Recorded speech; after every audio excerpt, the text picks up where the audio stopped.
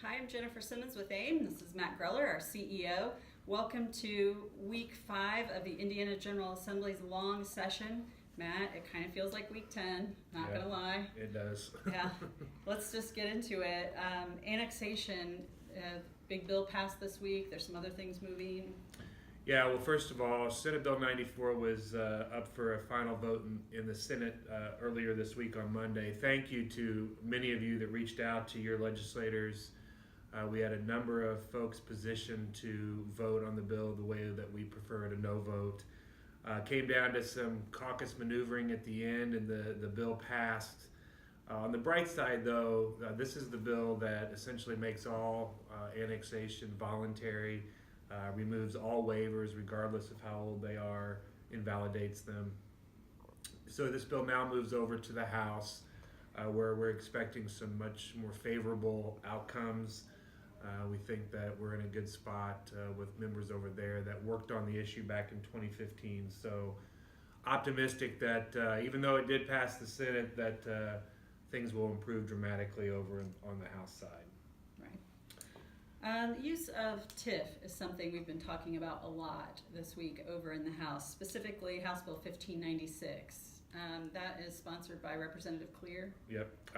So this originated out of from a program down in Jeffersonville, the Jeffersonville Promise Program, aimed at that. But what we really want to talk about, I think, today is, we believe TIF is a vital tool going forward for talent recruitment, talent retention, and this people-focused economy. It's something that we've got to preserve and be able to use in that manner. So innovative partnerships like what Jeffersonville is doing, like what many other cities and towns are doing around the state with their schools, with their universities, those provisions need to be left in place and making it as easy as possible, not more restrictions or eliminating those types of activities is where we want to see things go. And we think as it stands right now that 1596 just goes too far in allowing us to be innovative and again, focusing on that people-based economy.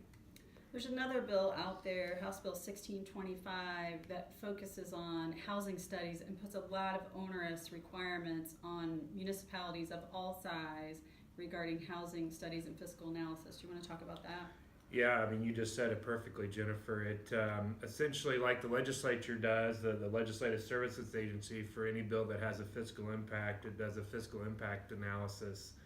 It would require, this bill 1625 would require us, cities and towns, to do the same thing for any action in a local government, a city or a town that has or potentially has an impact on the housing market. So any ordinance you pass or anything that you do that could be construed as having an impact on the housing market would require this fiscal analysis, which we think is too much government, too much red tape, does not really provide any value back to the housing market, to our own taxpayers in our own cities and towns. It's a bill that we'll be working very hard on this coming week to make significantly better or to hopefully prevent moving forward altogether. And last, a little bit of good news. I mean, we all know it's a challenge for municipalities when they're trying to bring in new businesses, particularly new restaurants, to gain alcohol permits. So we're seeing a little progress there. Yeah, so there's the alcohol bill this year that's being sponsored by Representative Schmaltz. It has some really good language in it for cities and towns. It's still probably the number one issue I hear about when I'm out and about. We need more permits from an economic development standpoint, from a quality of life standpoint, to bring those kinds of businesses into our communities that people want and need really in today's environment. So this would allow the creation of entertainment districts in communities that would allow more permits to be available. Right now it's written by referendum only, but we hope to take that language out or see that language come out to hopefully be implemented in the next few years at the latest to give us more permits and more opportunities to bring restaurants and new developments into our communities. All right, here are the weekly reminders. Don't forget, we have AIM Legislative Dinner on March 20th. You can find more information on the AIM website, aimindiana.org. Read the full tracking list at the bottom of this email. That's how you can get more information on all the bills the AIM legislative team is tracking this session. And finally, don't forget to download your AIM Indiana mobile app, AIM Indiana. It's available free on the Apple App Store and Google Play. Thanks. We'll see you next week. Thanks.